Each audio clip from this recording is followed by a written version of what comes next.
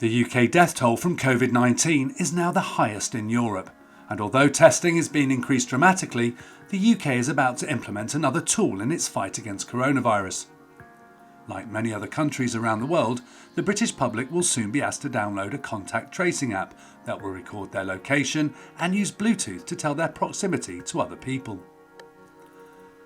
I caught up with Misha Dola, wireless communications expert and IET fellow, to find out how this app could function.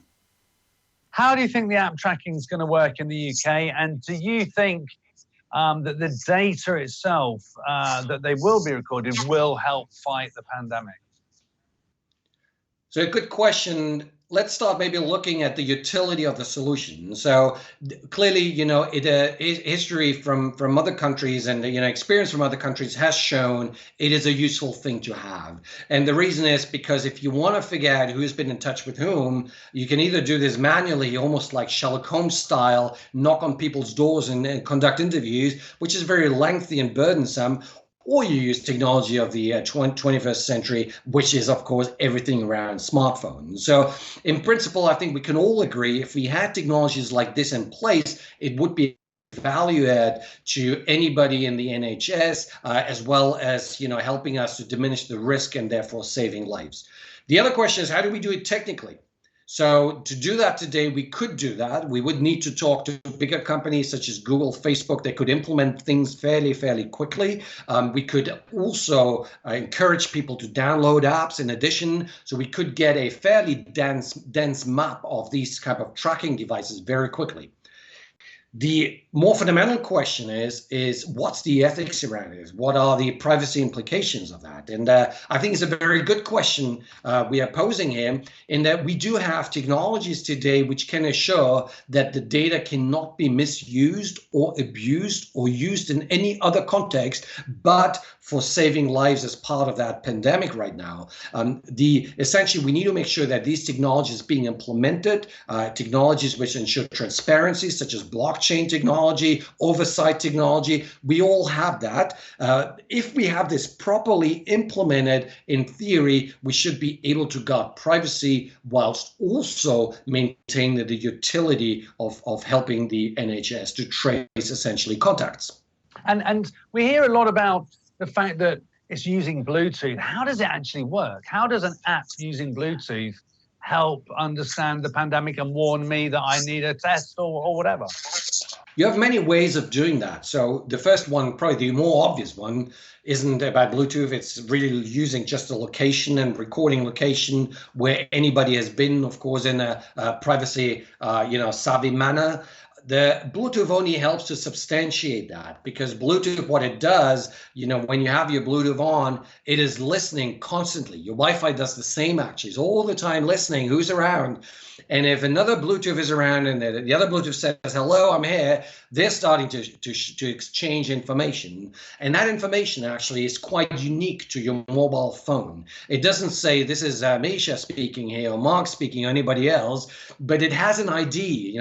We call these MAC addresses, which are unique to your device. And they're being exchanged. And you could, in theory, record these and bring them in a, again, privacy savvy manner. You can hash them. We have hash techniques to do that into a database. And then you can essentially compare these hashes and you understand really quickly who has been around whom. Bluetooth is interesting because the range is low. So you don't need to do a lot of magic there. You know that if somebody is connected on Bluetooth, that means they aren't too far. Whereas if you use Wi-Fi can often see, hundreds of meters, not very useful. So therefore, Bluetooth is kind of a natural candidate combined with your location to offer that type of service.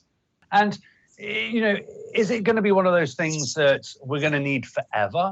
Or do you think that there's a length of time where we'd all be able to delete them off our phones and know that if we are keen on our own privacy, that they wouldn't be intruding on us anymore? We'll see. There are loads of viruses out there for which we have never found a vaccination. You can read up on that. So how long that crisis will last, how quickly the virus will mutate, it's out of my pay grade. It's not within it's not part of the telecom 5G, 6G research agenda. I can't help you here, I'm afraid. But let's support the community from a tech point of view as much as we can. There have been some concerns of how effective the app will really be. Limitations of Bluetooth technology, as well as the fact that not everyone in the country will be using it, does put into question how successful this approach could be, not to mention the security concerns that many people have.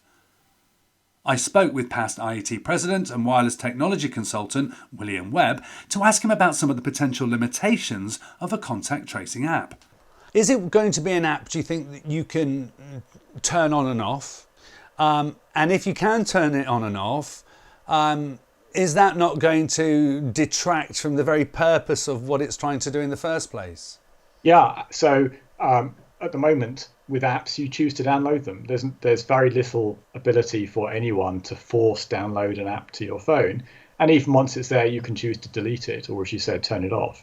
So there's a lot of personal choice in this. And what we've seen so far in countries that have introduced apps is a very varying rate of take up. In some cases, as low as 10 or 20% of the population actually choosing to do that. And if that is seen elsewhere, then we've got a problem in terms of its ability to do what it's meant to do. I think most experts seem to suggest we need to get to about 60% of the population having and using this app for it to be effective. Otherwise, there's just too many people falling out of the net that you can't track. And then the epidemic takes off in its sort of exponential growth phase again.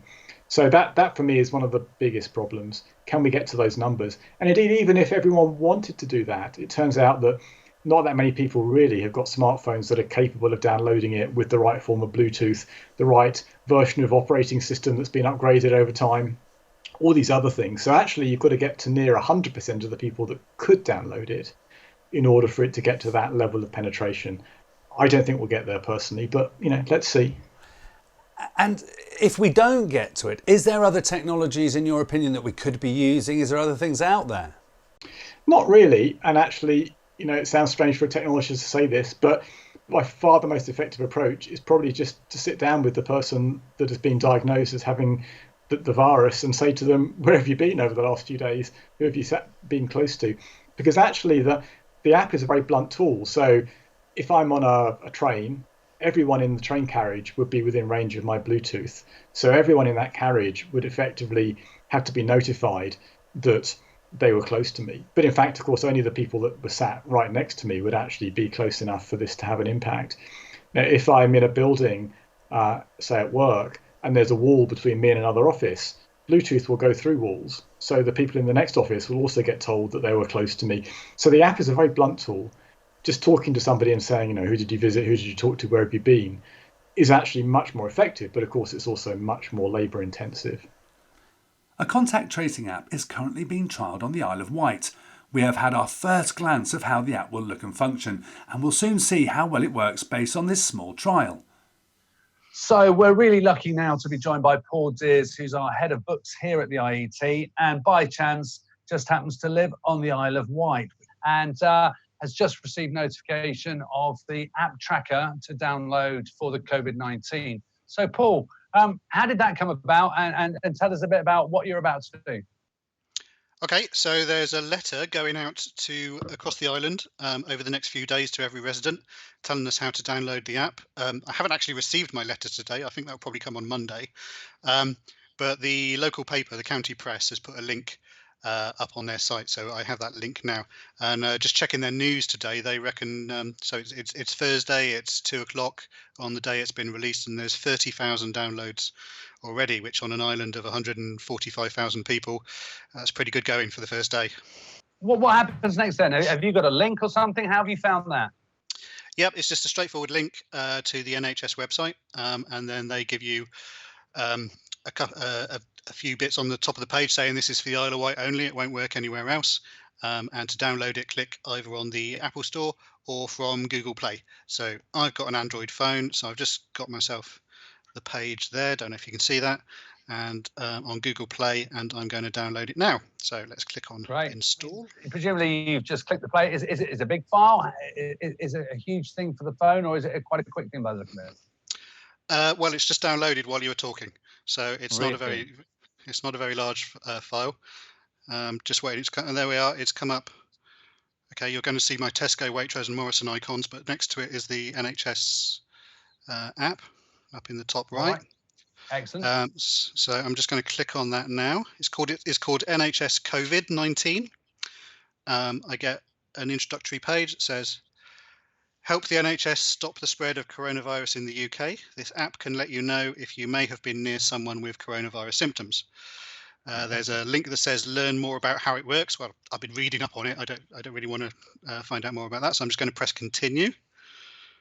Now it's asking me enter the first part of my postcode. So let's put that in here.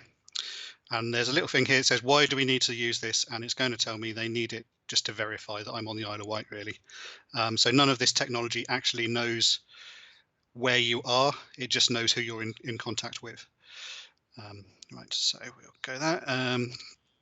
Right, and then it's going to ask me for two permissions things here. It's going to ask me to set up Bluetooth. It says this app uses battery saving Bluetooth low energy to determine when it is near another phone with this app. For this app to work, Bluetooth needs to be kept on at all times. So if you've been following the news, there's some issues here around whether Apple phones will actually work with this because they can't keep Bluetooth on at all time. But the developers say they've worked their way around this. But that's part of the testing, I guess. And then the second one is asking me to enable is location. It says you will not be tracked and your personal identity and location history will remain protected at all times. On an Android phone, which I've got, your location permission is needed for Bluetooth to work. So I will enable permissions. Little pop-up says, do you want to allow this or not? So I'm going to allow that. Turning Bluetooth on. Allow to access location, allow. And it comes up, there's a little tick at the top. It says this app is working properly. And then pretty much that should be it. I should never have to hear, if everything goes well, I should never have to hear from this app ever again. It's only if I'm near somebody who's been infected or if I myself get symptoms, then I go onto the app and I tell them I'm feeling ill. So there's the thing that you go into, there's just a little thing there. I don't know if you can see it. It says, just hold that up a little bit closer to your webcam there, over to the other. That's it. Oh yeah, we can actually see that now. That's fantastic. So how are you feeling today? I feel unwell, all that kind of thing. Brilliant. Yeah. You're going to turn this on now, and presumably when you go out for a walk or when you go to the shop or anything like that, you're going to be using it and see what happens. Yeah, I'll go for a walk now, and one of the issues that people have been worrying about is battery drain. So I'll let you know how the battery goes while I'm away on my walk, and I'll be back with you soon. We'll be checking back with Paul over the next few weeks to get his first-hand experience of using the app. Time will tell how effective the app is. Hopefully, the test run in the Isle of Wight will be illuminating. The last question to ask, however, will you be downloading it?